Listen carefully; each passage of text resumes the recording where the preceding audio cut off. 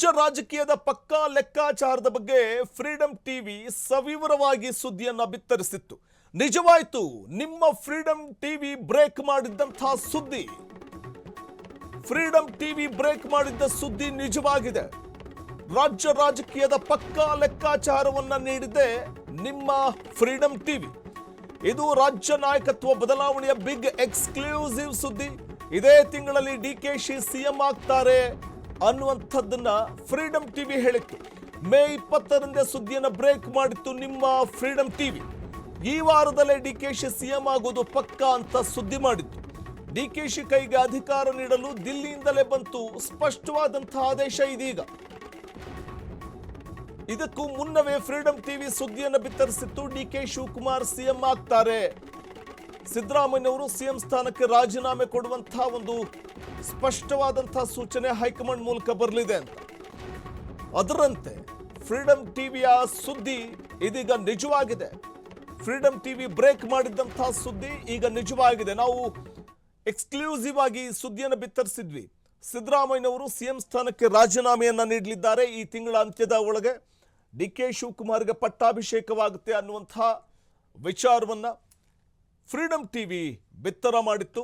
ಬಹಳ ಸವಿವರವಾಗಿ ವಿಸ್ತೃತವಾಗಿ ನಾವು ಸುದ್ದಿಯನ್ನು ಬಿತ್ತರಿಸಿದ್ವಿ. ಆ ಸುದ್ದಿ ಕೊನೆಗೂ ಕೂಡ ನಿಜ ಆಗಿದೆ. ಫ್ರೀಡಂ ಟಿವಿ ಬ್ರೇಕ್ ಮಾಡಿದಂತಹ ಸುದ್ದಿ ನಿಜವಾಗಿದೆ. ರಾಜ್ಯ ರಾಜಕೀಯದ ಪಕ್ಕಾ ಲೆಕ್ಕಾಚಾರವನ್ನು ನೀಡಿದ್ದು ಫ್ರೀಡಂ ಟಿವಿ. ನಿಮ್ಮ ಫ್ರೀಡಂ ಟಿವಿ ರಾಜ್ಯ ರಾಜಕೀಯದ ಪಕ್ಕಾ ಲೆಕ್ಕಾಚಾರವನ್ನ ಎಕ್ಸ್ಕ್ಲೂಸಿವ್ ಆಗಿ ನೀಡಿತ್ತು. ಇದು ರಾಜ್ಯ ನಾಯಕತ್ವ ಬದಲಾವಣೆಯ ಬಿಗ್ ಎಕ್ಸ್ಕ್ಲೂಸಿವ್. ಇದೇ ತಿಂಗಳಲ್ಲಿ ಡಿಕೆಶಿ ಸಿಎಂ ಆಗ್ತಾರೆ ಅಂತ ಫ್ರೀಡಂ ಟಿವಿ ಹೇಳಿತ್ತು. ಮೇ 20ರಂದು ಸುದ್ದಿಯನ್ನು ನಾವು ಬ್ರೇಕ್ ಮಾಡಿದ್ವಿ. ಡಿಕೆ ಶಿವಕುಮಾರ್ ಸಿಎಂ ಆಗ್ತಾರೆ, ಸಿದ್ದರಾಮಯ್ಯನವರು ತಮ್ಮ ಸಿಎಂ ಸ್ಥಾನಕ್ಕೆ ರಾಜೀನಾಮೆಯನ್ನ ಇದೇ ತಿಂಗಳು ಕೊಡ್ತಾರೆ. ಇದೇ ತಿಂಗಳ ಅಂತ್ಯದ ವೇಳೆಗೆ ಡಿಕೆ ಶಿವಕುಮಾರ್ ಸಿಎಂ ಆಗಿ ಪದಗ್ರಹಣ ಮಾಡ್ತಾರೆ ಅನ್ನುವಂಥ ಒಂದು ಬಿಗ್ ಎಕ್ಸ್ಕ್ಲೂಸಿವ್ ಬ್ರೇಕಿಂಗ್ ಸುದ್ದಿಯನ್ನ ಮೇ 20ನೇ ತಾರೀಕಿಗೆ ನಿಮ್ಮ ಫ್ರೀಡಂ ಟಿವಿ ನೀಡಿತ್ತು. ಅಂತೆಯೇ ಫ್ರೀಡಂ ಟಿವಿಯ ವರದಿ ಇದೀಗ ನಿಜವಾಗಿದೆ. ಈ ಕುರಿತು ಮತ್ತಷ್ಟು ಮಾಹಿತಿಯನ್ನ ಪಡೆಯೋಣ. ನ್ಯೂಸ್ ಡೆಸ್ಕ್ ಇಂದ ನೇರ ಸಂಪರ್ಕದಲ್ಲಿದ್ದಾರೆ ನಮ್ಮ ಪ್ರತಿನಿಧಿ ಮಾರುತಿ. ರಾಜ್ಯ ಕಾಂಗ್ರೆಸ್ನಲ್ಲಿ ಬಹುದೊಡ್ಡ ಬಿರುಗಾಳಿ ಎದ್ದಿರುವಂಥದ್ದು. ಅದರಲ್ಲೂ ಸಿಎಂ ಸ್ಥಾನಕ್ಕೆ ಸಿದ್ದರಾಮಯ್ಯನವರು ರಾಜೀನಾಮೆಯನ್ನ ಇವತ್ತು ಕೊಡಲಿದ್ದಾರೆ, ಮಧ್ಯಾಹ್ನದ ವೇಳೆಗೆ ಲೋಕಭವನಕ್ಕೆ ತೆರಳಿ ಅನ್ನುವಂಥ ಒಂದು ಮಾಹಿತಿ ಇದೆ. ಸೊ ಏನೆಲ್ಲ ಬೆಳವಣಿಗೆ ಆಗ್ಬೋದು, ಮತ್ತೆ ಇವತ್ತೇ ಶಾಸಕಾಂಗ ಪಕ್ಷದ ಸಭೆಯನ್ನು ಕೂಡ ಕರೆಯಬಹುದಾ, ಮತ್ತು ಡಿಕೆ ಶಿವಕುಮಾರ್ ಸಿಎಂ ಆಗೋದು ಪಕ್ಕಾ ಅನ್ನೋದಾದ್ರೆ ಯಾವ ಡೇಟ್, ಇದೆಲ್ಲವೂ ಕೂಡ ಫೈನಲ್ ಆಗ್ಬೋದಾ ಇವತ್ತನೇ ಅಂತ ಏನು ಸಿಗ್ತಾ ಇದೆ ಅಪ್ಡೇಟ್ಸ್? ವಸಂತ, ಕಾಂಗ್ರೆಸ್ನಲ್ಲಿ ನೂತನ ಮುಖ್ಯಮಂತ್ರಿ ಕ್ಷಣಗಣನೆ ಆರಂಭ ಆಗಿರುವಂಥದ್ದು. ಅಂದರೆ ಪಟ್ಟಾಭಿಷೇಕ ಯಾರಿಗೆ ಎಂಬುದು ಕೂಡ ಇನ್ನೂ ಸಾಕಷ್ಟು ಕುತೂಹಲ ಮೂಡಿಸಿರುವಂಥ. ಆದರೆ ಈಗಾಗಲೇ DCM DKಶಿ ಅವರ ಹೆಸರು ಪ್ರಬಲವಾಗಿ ಕೇಳಿಬರ್ತಿದೆ. ಆಲ್ಮೋಸ್ಟ್ ಅವರೇ ಸಿಎಂ ಆಗುವ ಸಾಧ್ಯತೆ ಇರುವಂಥದ್ದು. ಅಂದರೆ ಈಗಾಗಲೇ ಕಾಂಗ್ರೆಸ್ನಲ್ಲಿ ಸಂಬಂಧಪಟ್ಟಂತೆ ಸಾಕಷ್ಟು ದೊಡ್ಡ ಬೆಳವಣಿಗೆ ರಾಜ್ಯದಲ್ಲಿ ಆಗ್ತಾ ಇರುವಂಥದ್ದು. ಪ್ರಮುಖವಾಗಿ ಈಗಾಗಲೇ ಸಿಎಂ ಸಿದ್ದರಾಮಯ್ಯವರು ಕೂಡ ತಮ್ಮ ಸಿಎಂ ಸ್ಥಾನಕ್ಕೆ ರಾಜೀನಾಮೆ ನೀಡಲು ಎಲ್ಲ ಸಿದ್ಧತೆಯನ್ನು ಮಾಡ್ಕೊಳ್ತಾ ಇರೋವಂಥದ್ದು. ನಾಳೆ ಬೆಳಿಗ್ಗೆ 9 ಗಂಟೆಗೆ ಎಲ್ಲ ಸಚಿವರೊಂದಿಗೆ ಡಿನ್ನರ್ ಮೀಟಿಂಗನ್ನು ಕರೆದಿರೋವಂಥದ್ದು. ಅಲ್ಲಿ ಎಲ್ಲರ ಜೊತೆ ಚರ್ಚೆ ಮಾಡಿ ನೇರವಾಗಿ ಲೋಕಭವನಕ್ಕೆ ಹೋಗಿ ರಾಜೀನಾಮೆ ನೀಡುವ ಸಾಧ್ಯತೆ ಇರುವಂಥದ್ದು. ಪ್ರಮುಖವಾಗಿ ಈಗಾಗಲೇ ಹೈಕಮಾಂಡ್ ನಾಯಕರು ಕೂಡ ಒಂದಷ್ಟು ಸ್ಪಷ್ಟ ಸಂದೇಶ ಮತ್ತು ಸ್ಪಷ್ಟ ಸೂಚನೆಯನ್ನು ಸಿಎಂ ಸಿದ್ದರಾಮಯ್ಯರಿಗಾಗಿರ್ಬೋದು ಮತ್ತು ಕೆಲ ರಾಜ್ಯ ನಾಯಕರಿಗೂ ಕೂಡ ಕೊಟ್ಟಿರೋಂಥದ್ದು. ಪ್ರಮುಖವಾಗಿ ಸಿಎಂ ಸಿದ್ದರಾಮಯ್ಯರಿಗೂ ಕೂಡ ಆದಷ್ಟು ಬೇಗ ತಮ್ಮ ನಿರ್ಧಾರವನ್ನು ತಿಳಿಸಿ ತಮ್ಮ ಸ್ಥಾನಕ್ಕೆ ರಾಜೀನಾಮೆ ನೀಡಿ ಅಂತ ನಿನ್ನೆ ಏನು ನಡೀತು ಮ್ಯಾರಥಾನ್ ಮೀಟಿಂಗ್, ಆ ಮೀಟಿಂಗ್ನಲ್ಲಿ ರಾಹುಲ್ ಗಾಂಧಿ ಅವರು ಸೂಚನೆಯನ್ನು ಕೊಟ್ಟಿರುವಂಥದ್ದು. ಎಲ್ಲೋ ಸಾಕಷ್ಟು ಕುತೂಹಲ ಮೂಡಿಸಿರುವಂಥದ್ದು. ಈಗಾಗಲೇ ಅದಕ್ಕೆ ಬೇಕಾದಂಥ ವ್ಯವಸ್ಥೆ ಎಲ್ಲ ಕೂಡ ಮಾಡ್ಕೊಂಡಿರೋದು. ಇದಕ್ಕೆ ಸಂಬಂಧಪಟ್ಟಂತೆ ಇವತ್ತು KC ವೇಣುಗೋಪಾಲ್ ಮತ್ತು ಸುರ್ಜೇವಾಲಾ ಕೂಡ ರಾಜ್ಯಕ್ಕೆ ಆಗಮಿಸುತ್ತಿದ್ದಾರೆ. ಅವರು ಕೂಡ ಕೆಲ ಕಾಂಗ್ರೆಸ್ ನಾಯಕರನ್ನ ಭೇಟಿಯಾಗಿ ಚರ್ಚೆ ಮಾಡುವ ಸಾಧ್ಯತೆ ಇರುವಂಥದ್ದು. ಅದೇ ರೀತಿ ಸಿಎಂ ಸಿದ್ದರಾಮಯ್ಯರನ್ನು ಕೂಡ ಭೇಟಿಯಾಗಿ ಮಾತುಕತೆ ನಡೆಸುವ ಸಾಧ್ಯತೆ ಇರುವಂಥದ್ದು. ಒಟ್ಟಿನಲ್ಲಿ ಕಾಂಗ್ರೆಸ್ನಲ್ಲಿ ನಾಳೆ ಬಹುದೊಡ್ಡ ಬೆಳವಣಿಗೆ ಆಗ್ತಾ ಇರುವಂಥದ್ದು. ನೂತನ ಮುಖ್ಯಮಂತ್ರಿ ಯಾರಾಗ್ತಾರೆ ಎಂಬುದು ಕೂಡ ಸಾಕಷ್ಟು ಕುತೂಹಲ ಮೂಡಿಸಿರುವಂಥದ್ದು. ಈಗ ಮಾರುತಿ, ಮತ್ತೊಂದು ಕಡೆ ನೋಡಿ, ಮೇ 20ನೇ ತಾರೀಕೆ ಫ್ರೀಡಂ ಟಿವಿ ಒಂದು ಎಕ್ಸ್ಕ್ಲೂಸಿವ್ ಆಗಿ ಒಂದು ದೊಡ್ಡ ಸುದ್ದಿಯನ್ನ ಬ್ರೇಕ್ ಮಾಡುತ್ತೆ. ಆ ದೊಡ್ಡ ಸುದ್ದಿ ಏನು ಅಂತಂದ್ರೆ, ಇದೇ ತಿಂಗಳ ಅಂತ್ಯದ ವೇಳೆಗೆ ಸಿದ್ದರಾಮಯ್ಯನವರು ಸಿಎಂ ಸ್ಥಾನಕ್ಕೆ ರಾಜೀನಾಮೆ ಕೊಡ್ತಾರೆ, ಇನ್ನು ಪಟ್ಟಾಭಿಷೇಕ ಡಿಕೆ ಶಿವಕುಮಾರ್ಗೆ ಆಗಲಿದೆ ಅನ್ನುವಂಥ ಒಂದು ಬಿಗ್ ಬ್ರೇಕಿಂಗ್ ನ್ಯೂಸ್ ಮೂಲಕ ಒಂದು ಎಕ್ಸ್ಕ್ಲೂಸಿವ್ ಸುದ್ದಿಯನ್ನ ಒಂದು ಕಡೆ ಫ್ರೀಡಂ ಟಿವಿ ಬಿತ್ತರಿಸಿತ್ತು.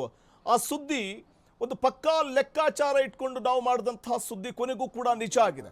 ಇದು ಫ್ರೀಡಂ ಟಿವಿಯ ಒಂದು ಬಿಗ್ ಇಂಪ್ಯಾಕ್ಟ್ ಕೂಡ ಹೌದಲ್ವಾ ಅಂತ.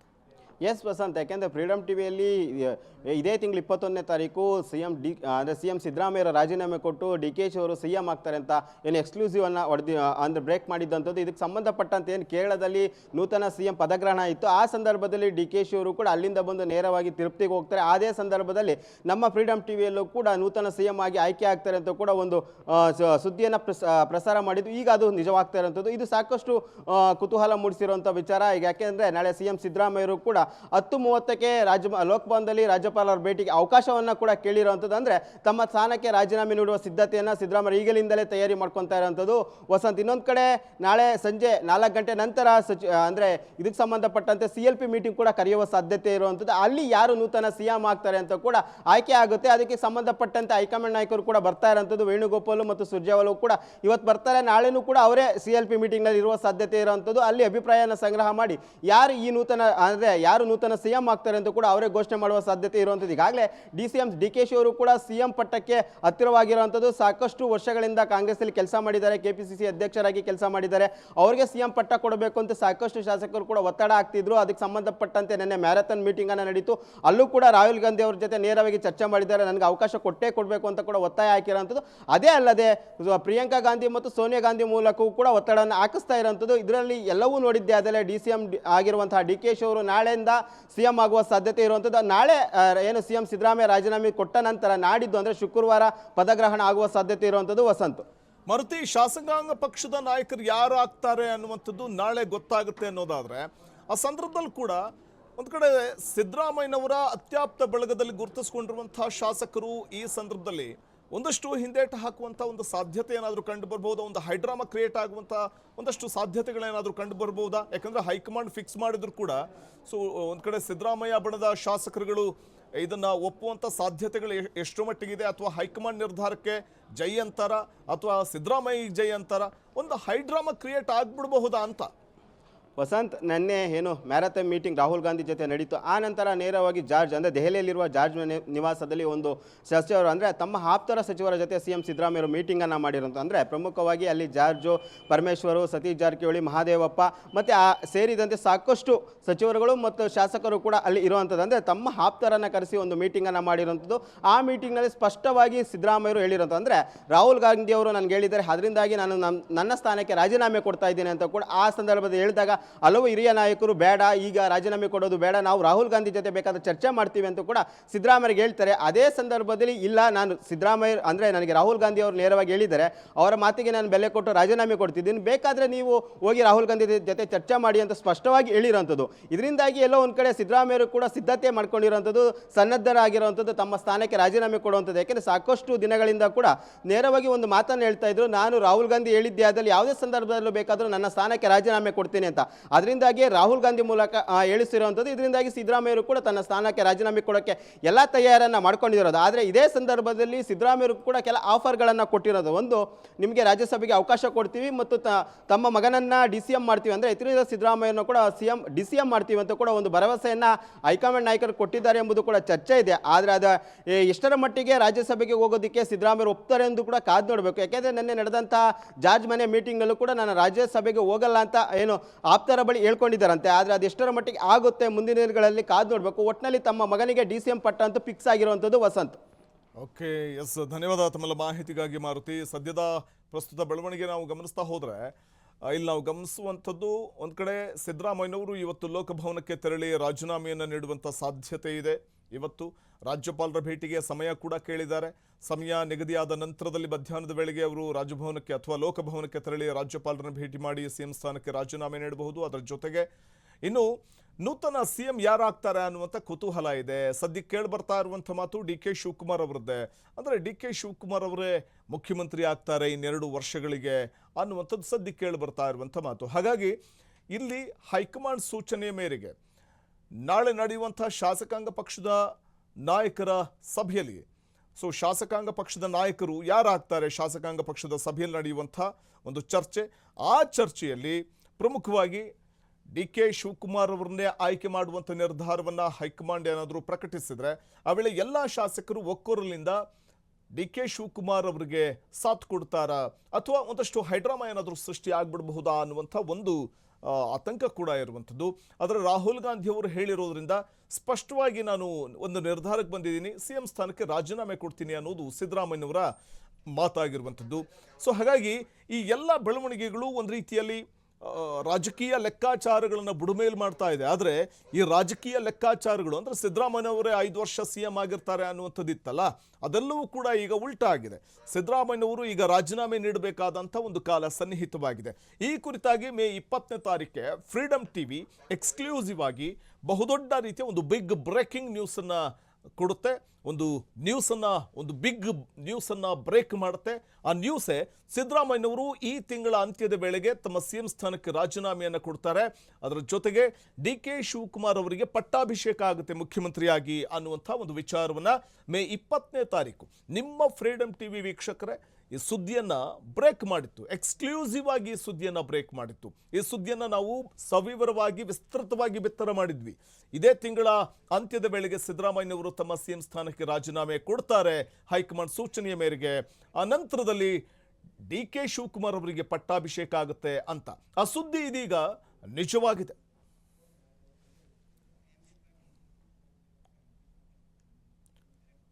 ಇನ್ನು M B Patil press meet ಮಾಡ್ತಿದ್ದಾರೆ. ಸಚಿವ ಎಂ ಬಿ ಪಾಟೀಲ್ ಏನು ಹೇಳ್ತಾರೆ ಈ ಸಂದರ್ಭದಲ್ಲಿ, ಯಾವೆಲ್ಲ ವಿಚಾರಗಳ ಕುರಿತಾಗಿ ಅವರ ಪ್ರೆಸ್ ಮೀಟ್ ಆಗಿರುವಂಥದ್ದು, ಪ್ರಸ್ತುತ ರಾಜ್ಯ ರಾಜಕಾರಣದಲ್ಲಿ ಆಗ್ತಾ ಇರುವಂತಹ ಬೆಳವಣಿಗೆ, ಸಿದ್ದರಾಮಯ್ಯನವರು ತಮ್ಮ CM ಸ್ಥಾನಕ್ಕೆ ರಾಜೀನಾಮೆ ನೀಡಲಿಕ್ಕೆ ಮುಂದಾಗಿರುವಂತಹ ಈ ಸನ್ನಿವೇಶದಲ್ಲಿ ಸಿದ್ದರಾಮಯ್ಯ ಆಪ್ತ ಬಳಗದಲ್ಲಿ ಗುರುತಿಸಿಕೊಂಡಿದ್ದಂತಹ ಸಚಿವ ಎಂ ಬಿ ಪಾಟೀಲ್ ಅವರ ಪ್ರೆಸ್ ಮೀಟ್ ಉದ್ದೇಶ ಏನು, ಏನೆಲ್ಲ ಮಾತಾಡ್ತಾರೆ ನೋಡೋಣ ಅದರ ನೇರ ಪ್ರಸಾರವನ್ನು. ಒಂದು ಪತ್ರಿಕಾ ಹೇಳಿಕೆಯನ್ನು ಕೊಟ್ಬಿಟ್ಟಿದ್ದಾರೆ, ಸ್ಪಷ್ಟವಾಗಿ ಅವರು ಒಂದು ಪತ್ರಿಕಾ ಹೇಳಿಕೆಯನ್ನು ಕೊಟ್ಟಿದ್ದಾರೆ. ಅದು ನಿಮ್ಮೆಲ್ಲರಿಗೂ ಗೊತ್ತಿದೆ ಮತ್ತು ನಿಮ್ಮೆಲ್ಲರ ಆಡ್ಬಿಟ್ಟು ಹೋಗೋದಿಲ್ಲ.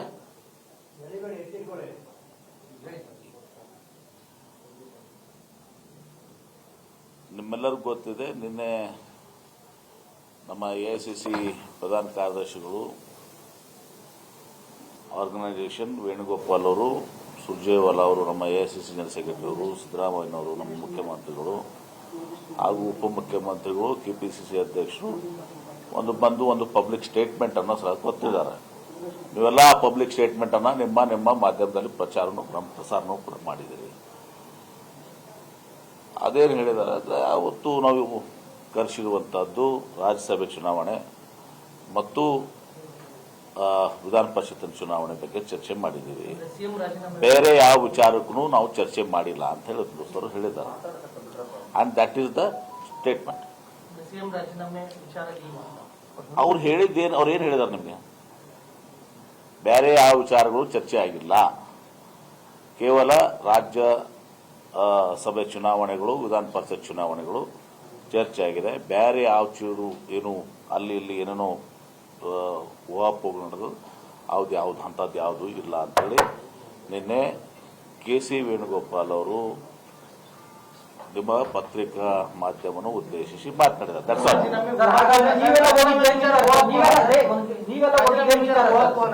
ನಾವು ಮುಖ್ಯಮಂತ್ರಿಗಳು ಸಹ ಡೆಲ್ಲಿಗೆ ಹೋದಾಗ ನಾವು ಜೊತೆಗೆ ಹೋಗಿದ್ದೀವಿ. ನಿಶ್ಚಿತವಾಗಿಯೂ ಕೂಡ ಊಹಾಪೋಹ. KC ವೇಣುಗೋಪಾಲ್ ಅವರು ಏನು ಹೇಳಿದಾರಲ್ಲ ಅದೇ ಅಷ್ಟೇ ಅಂತಿಮ. Official statement by KC Venugopal that the discussions were held for Rajya Sabha and Council elections. No other matter has been discussed.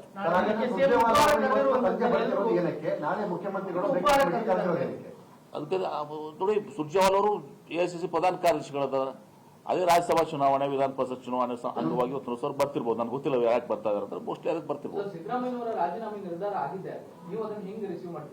ನೋಡಿ, ಅದು ಪ್ರಶ್ನೆ ಉದ್ಭವಿಸಂಗಿಲ್ಲ. ಏನು ಹೇಳಿದ್ದಾರೆ ವೇಣುಗೋಪಾಲ್ ಅವರು ನಿಮಗೆ? So he is our high-command. He is the AICC general secretary organisation. ಈ statement, ಅವರ ಒಂದು ಹೇಳಿಕೆ, ಅದು ಮುಖ್ಯಮಂತ್ರಿಗಳನ್ನ, ಉಪಮುಖ್ಯಮಂತ್ರಿಗಳನ್ನ, ಸುರ್ಜೇವಾಲಾ ಕರ್ಕೊಂಡು ಮೀಟಿಂಗ್ ಮುಗಿದು official statement. And that official statement is final.